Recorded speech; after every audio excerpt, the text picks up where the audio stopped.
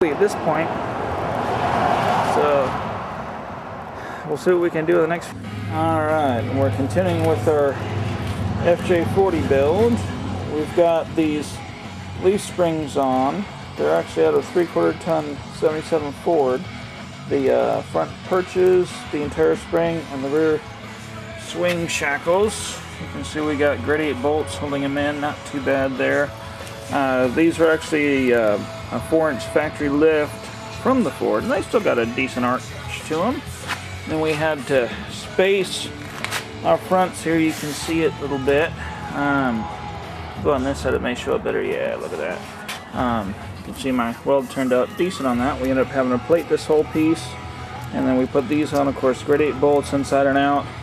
And then you can see, well, maybe you can see in there, you can see this support in here that I got welded up and in, so that way, you know, it's got plenty everywhere. And even got a chrome nut as a spacer there. How about that? And other than that, we've also got the axles that we're going to use. These guys are huge. These are big Fabco axle housings, or I'm sorry, they're Eaton axle housings, and they're actually custom built by Fabco. They're old though.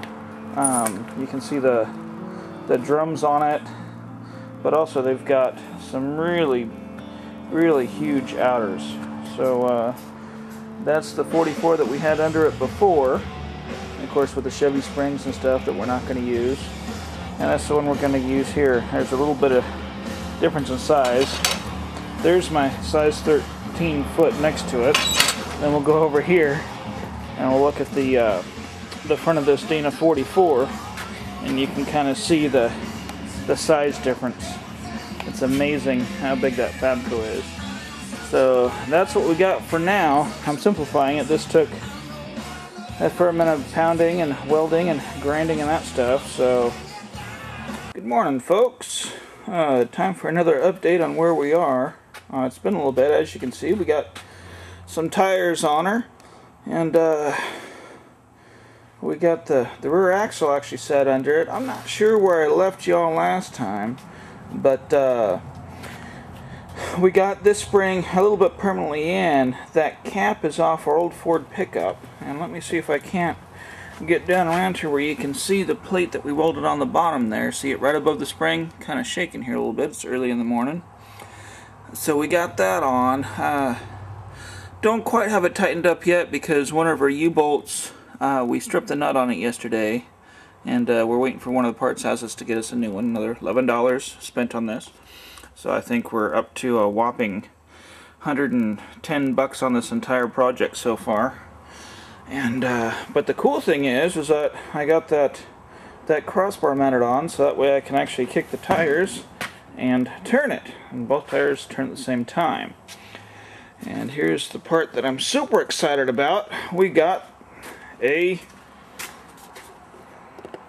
KFC cup. No, that's somebody left that there. We have our rear axle under it, and as you can see, it's not exactly square under where the fender was. But what we're going to do, let me see if I can't get my finger out here. We're going to take and cut this guy straight back, then very back here, we're going to take it down right about to the corner. So that way our big old tires that we're putting on here are going to look pretty decent under it. And they're going to be able to clear right in here. That's the part that I'm worried about hitting. But we've got the front. Let's try to turn the light on here. Light. We've got the front all welded up there. You can see those big monster Gorilla welds that Curtis made for us yesterday. Those are actually the purchase off a yeah, those are actually the front purchase off of a Chevy truck. And then in back here, turn the light back off, and back here you can see where Curtis made these back welds. Let me get around to the side here. You can see this is how I originally had it fabbed up, using that hole, but using this hole we can use rubber grommets.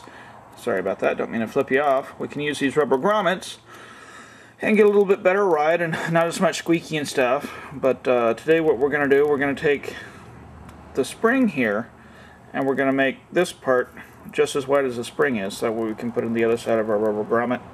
And these are actually off late 80s Toyota pickup, or swing shackles. And you can kind of see under the axle there, these are the springs for a Blazer. And oh, it's awesome. Let me see if I can't get it moving here. I don't know if I can do this. Kind of see how everything works there like a big scissor. And I'm moving the truck up and down, I don't know, probably 5-6 inches. We're not even coming close to getting everything flexing yet, so hopefully we'll have 16 or 18 inches of wheel travel here in the back. And that's about it for this morning. I'm going to try to get the motor and tranny and one of the transfer cases in here today. So hopefully next time I turn the camera on, we'll have a motor sitting right here.